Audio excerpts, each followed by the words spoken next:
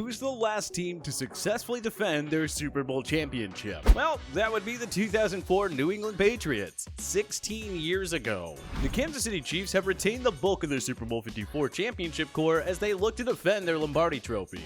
But these 7 obstacles may be too much for Patrick Mahomes and company to overcome. Number 7. Difficulty of repeating/parity. As previously mentioned, it's been 16 years since a team repeated as Super Bowl champions. Repeating is practically impossible in today's NFL. As great as the Patriots dynasty was throughout the 2010s, even they didn't repeat as champs during the decade of dominance. The Legion of Boom-led Seahawks only won 1 Super Bowl. Drew Brees and Aaron Rodgers are still waiting for second championship rings of their own. No matter how great the Chiefs are in 2020, they'll certainly have their work cut out for them. The AFC isn't as weak as some of you might think. The Baltimore Ravens stand as the Chiefs' biggest threat, but you can't count out the Cam Newton and Bill Belichick-led Patriots. That defense has given Patrick Mahomes problem before, and if there's one guy who can figure out a way to stop him, it's Belichick. The Houston Texans have a top-tier quarterback in Deshaun Watson who can single-handedly win games on any given day. We wouldn't count out the Buffalo Bills, Tennessee Titans, Indianapolis Colts, or Pittsburgh Steelers either. All 4 of those clubs could go on a run and prevent a Kansas City repeat. And let's not forget that when you're the defending champs, you have a bullseye on your back. All these factors have made repeating in today's NFL practically impossible. Let's just say that history is not on the Chiefs' side here. Number 6. Injuries. At the end of the day, every team deals with a string of injuries to key players. It's inevitable. The best teams, like the Chiefs, simply know how to win when a star player goes down. They were also fortunate in that most of their key players avoided long-term injuries. Patrick Mahomes' kneecap scare only cost him 2 games. Tyreek Hill missed 4 contests, but the Chiefs' other offensive stars stepped in his absence. Frank Clark was out for 2 games, but completely took over that defensive line when he returned. The Chiefs lost rookie safety Juan Thornhill for the postseason with an ACL tear, but again, the other guys stepped up their games when they needed to. So here's the thing. Will Mahomes' knee hold up in 2020? Will Thornhill retain that strong level of play when he returns? Will Hill survive an entire season? Like we said, injuries are inevitable. Kansas City, like any championship contender, can always hope that their best players will manage to avoid serious long-term injuries. But that's always easier said than done. Number 5, lack of home field advantage. Look at all the top teams in football. The Chiefs, Patriots, Seahawks, Packers, and Saints have been nearly impossible to beat at home for the better part of the past decade. The Chiefs, in particular, boast one of the league's top home field advantages. They've gotten 5-3 or better every year since Andy Reid arrived as head coach in 2013. They've won 3 of their 4 home playoff games under Mahomes, and in a relatively convincing fashion too. Home field advantage matters more in football than any other sport, especially in Kansas City, where the crowd noise is deafening for opposing offenses. Well, the Chiefs won't have much of a home field advantage this year. The 32 teams are making up their own plans as far as fan capacity is concerned, and the defending Super Bowl champions have already confirmed that their stadium will have a reduced capacity due to the ongoing COVID-19 pandemic. That Kansas City crowd always provides a much-needed boost to the defense, but the opposition won't have to worry about that in 2020. Having, say, 14 to 20,000 fans a game is quite a drop-off from the 76,416 capacity that Arrowhead holds. It'll be a lot easier for the opposing offense to operate when they come to Kansas City this season. One of the biggest home field advantages in all of football won't be as much of an advantage anymore.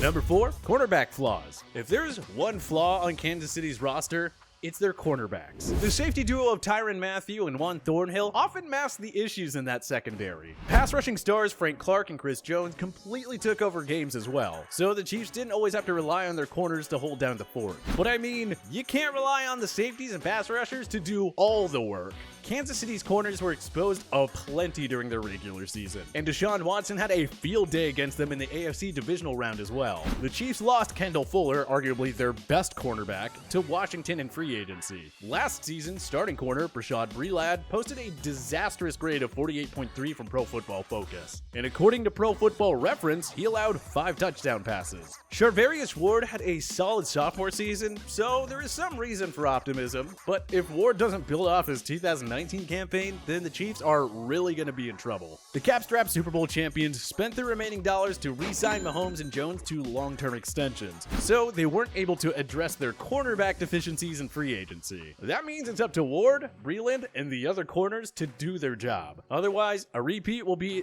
that much more difficult.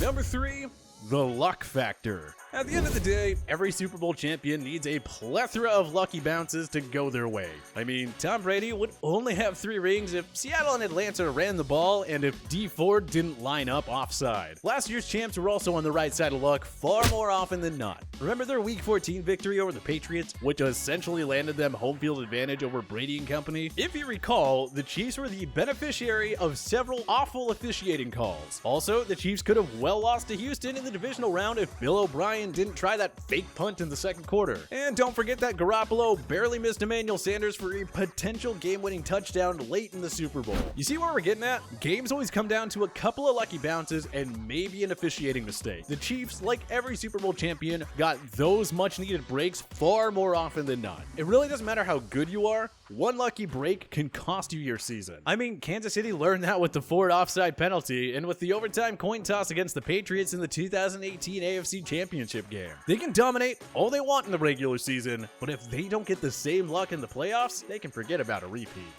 Number 2. Baltimore Ravens. There is little denying that the Ravens stand as the Chiefs' biggest threat in the NFC. The Titans shocked MVP Lamar Jackson and the Ravens in the AFC divisional round last season, meaning that KC didn't have to travel to Baltimore for the conference championship. Mahomes has won his first 2 meetings against Jackson, but they were both one-score games at Arrowhead. You know the Ravens can beat these guys, and they'll have home field advantage in their Week 3 showdown, which could very well determine the top seed in the AFC. The Ravens have perhaps the best defense in all of football. If there's one secondary that can hold up against Kansas City's aerial attack, it's Don Martindale's group. Led by first-team All-Pro corners Marlon Humphrey and Marcus Peters. They have the speed, quickness, and football IQ to keep the Chiefs' passing offense in check. And if that's not enough, the Ravens also added Pro Bowl pass rusher Calais Campbell, former Denver Broncos defensive lineman Derek Wolfe, and LSU standout linebacker Patrick Queen. So now the Chiefs have to account for a deep secondary and an already fierce pass rush that added more juice. That second part is especially scary because everyone knows that an effective pass rush is the key to stopping any great quarterback. I mean, just look at what the 49ers front 7 did to Mahomes for 3.5 quarters during last year's big game. And then you have to move to the offensive side of the ball where the Ravens have the reigning MVP under center. Despite losing 33-28 at KC in Week 3 of the 2019 season, Jackson still had 267 passing yards, 46 rushing yards, and 1 touchdown. And Baltimore as a team racked up 203 rushing yards in that game. If KC allows that many yards on the ground again, they'll have a tough time getting by the Ravens once again. It's that simple. The Ravens have all the keys here to dethroning the Chiefs. A physical, punishing, in-your-face defense, an elite quarterback who can keep pace with Mahomes, a downright dominant rushing game, and a well-rounded and savvy coaching staff led by 2019 Coach of the Year, John Harbaugh. The Chiefs and their fans probably won't admit it, but this Ravens team scares them. And the defending champions know that a repeat would be much easier if they could somehow avoid these guys in the postseason. Number 1. A tougher division. Make no mistake, the Chiefs are far and away the team to beat in the AFC West. And to us, they're a virtual lock to win their 5th straight division title. They've been ridiculously dominant inside their own division since 2015. It resembles the Patriots' dominance in the AFC East.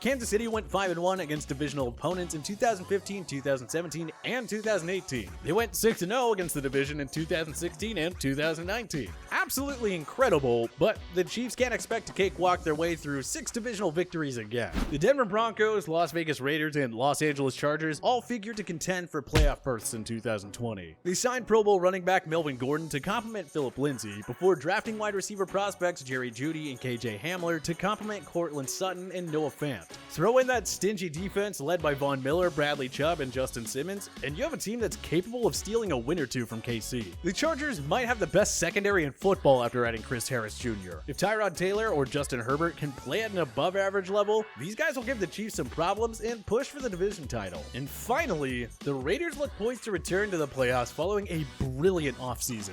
John Gruden and Mike Mayock signed linebackers Corey Littleton and Nick Kwiatkowski to complement a front 7 anchored by young studs Matt Crosby and Cleveland Farrell. Rookie corner Damon Arnett will help to improve the young secondary that also has the 2019 first-round pick Jonathan Abrams. And Derek Carr has another toy in Henry Ruggs to go along with Josh Jacobs and Darren Waller. These 6 games will be a grind for the Chiefs. and it could very well cost them home field advantage and the lone first-round bye in the AFC. Not saying the Chiefs will lose out on the division title here, but their 3 divisional opponents can certainly work together and play a role in derailing their quest for his 2nd straight Super Bowl. Hey, we wouldn't be overly surprised if one of these teams even upset Kansas City in the playoffs, if they get a chance. Do you think the Chiefs will repeat this year? Join us in that comment section below.